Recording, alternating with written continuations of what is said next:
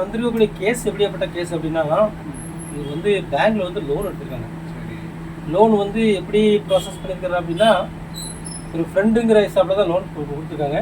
அது வந்து ஒரு அப்ளிகேஷன் இருக்குல்ல, மொபைல்லலாம் நிறைய அவங்களுக்கு லோன் வேணுமா அப்படின்லாம் சொல்லி இந்த அப்ளிகேஷனில் வரக்கூடிய அதில் வந்து 5 லட்ச ரூபா லோனை இது பண்ணியிருக்காங்க. 5 லட்சம் கொடுத்து கொஞ்சம் டைம் ஆனதுக்கப்புறம் திரும்பி அவன் 5 லட்ச ரூபா திரும்பி கொடுத்துருக்கான். மொத்தம் 10 லட்சம். 10 லட்ச ரூபா எடுத்த பையன் நம்மள மாதிரி டிரைவர் ஆகும். 25,000 சம்பளம் வாங்குறான். இப்போ வசம் மாட்டிக்கிட்டான். எப்படி மாட்டிக்கிட்டான்னா, பைசா வாங்கி கொடுத்தவன் யாருக்கு கொடுத்தாங்களோ அந்த ஆள் வந்து என்ன பண்ணிட்டாருன்னா, ஏன்டா பைசாலாம் இன்னும் பண்ண முடியுமா பண்ணிக்க அப்படின்னு சொல்லிக்கிறாங்க ஆகிப்போச்சு. இப்போ இந்த பையனுடைய வாழ்க்கை பெரிய கேள்விக்குறி. ஏன்னா 10 லட்சம் ரூபா வாங்கி கொடுத்து ஒரு டிரைவர் வந்து போகிறோன்னா வாழ்க்கையை டோட்டலாக ரொம்ப கஷ்டம், முடியாது. 25,000 ரூபாய் அவனுக்குள்ள சம்பளம், 30,000 ரூபாய் அவனுக்கு மாதம் வட்டி. அது மட்டும் இல்லாமல் குழந்தைங்க இருக்காங்க. எப்படி இதை ஹேண்டில் பண்ண அப்படிங்கிறத பற்றி நான் கொஞ்சம் அவனை கொடுத்து பேசுகிறேன். ஏன்னா இதை வந்து நிறைய பேர் நான் அவனுக்கு எது சொல்ல வரேன்னா, இது நிறைய பேர் இந்த தவறுகளை பண்ணுறீங்க, தயவு செய்து பண்ணாதீங்க. நம்ம எல்லாருமே ஓட்டுநராக இருக்கிறோம். ஒரு அப்ளிகேஷனில் போய் லோன் எடுக்கிறது, ஒரு பேங்க்கு தெரியாத பேங்க்கில் போய் உடனே இது பண்ணுறது, இந்த மாதிரி சில நிறைய விஷயங்களை வந்து நம்ம பார்க்குறோம். அந்த விஷயத்த பண்ணக்கூடாது.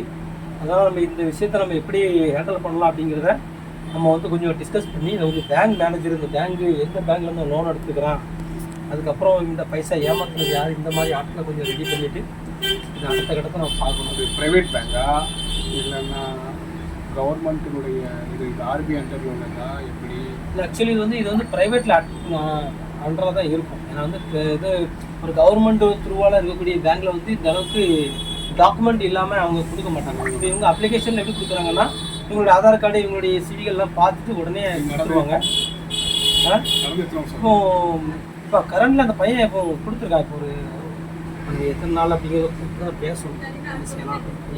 அவங்க முடிச்சுட்டு என்ன பண்ண தெரியலன்னா அப்படி உதவி பண்ணிட்டு தயவுசெய்து நான் சொல்கிறேன், தொழிலாளர் சங்கத்தினுடைய இருக்கக்கூடிய நண்பர்கள் தயவுசெய்து மற்றவங்க யாராவது பாதிக்கப்படுவாங்க.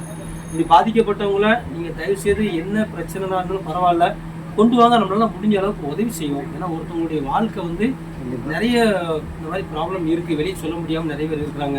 ஒருவேளை நம்ம உதவி செய்ய முடியல கூட அவங்களுக்கு ஆறுதலாக நம்ம இருந்து என்ன செய்யலாம் அப்படின்னு சொல்லி பார்க்குறோம். ஏன்னா நம்ம தொழிலாளர் சங்கத்தினுடைய அத்தாரிட்டி பவர் நம்மகிட்ட இருக்குது. அது மட்டும் இல்லாமல் நம்மகிட்ட மீடியா நம்மகிட்ட இருக்குது. மீடியா அதுக்காக தான் எடுத்து வச்சுக்கிறோம். இந்த மாதிரி சில ஆன்டி கரப்ஷனுக்குள்ளது இருக்குது. இது மாதிரி அண்ணன் வந்து சில முக்கியமான பதவியில் இருக்காங்க. அதெல்லாம் நம்ம சொல்றதுக்காக அதுக்கு இல்லை. தொழிலாளர் சங்கம்னு உருவாக்கப்பட்டிருக்கிற எதுக்குன்னா, நம்ம வந்து தொழிலாளர்கள் இருக்கக்கூடிய வரக்கூடிய பிரச்சனையை நம்ம எல்லாருமே சேர்ந்து சரிப்படுத்தணும் அப்படின்றது தான்.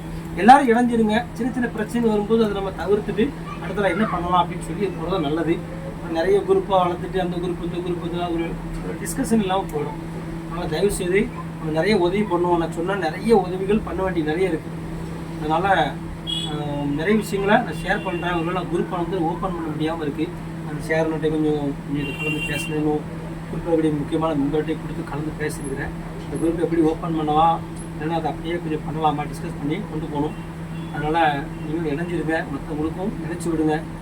நிறைய பிரச்சனைகள் இருக்கிறத மற்றவங்களுக்கு சொல்லுங்கள். மிக்க நன்றி. நீங்கள் இதை பற்றி நம்ம அப்புறம் பேசலாம். இதை பற்றி மேலே இடத்துல பேசுவோம். லெட்டர் மூலியமாக நம்ம தெரியப்படும். டிரைவருடைய வாழ்க்கை பாதிச்சிடக்கூடாது. கண்டிப்பாக அவங்க உழைக்கிற சம்பளம் முழுவதுமே போனாலும் பட்டு அந்த பணமும் போகுது. அவன் இன்னும் எக்ஸ்ட்ரா கடன் வாங்கிட்டு இருக்கான். நம்மகிட்ட வந்து மக்கள்கிட்ட வந்து என்ன ஒரு விழிப்புணர்வு இல்லாமல் நினைக்கிட்டு இருக்காங்க. இந்த மாதிரி தப்பு நிறைய பண்ணிருக்கோம். இது மாதிரி 2 கேஸு நம்ம அட்டன் பண்ணியிருக்கிறோம். தம்பிக்கு நம்ம உதவி பண்ணணும். இந்த உதவி பண்ணுவோம். சரி, ரொம்ப நன்றி. தேங்க்யூ.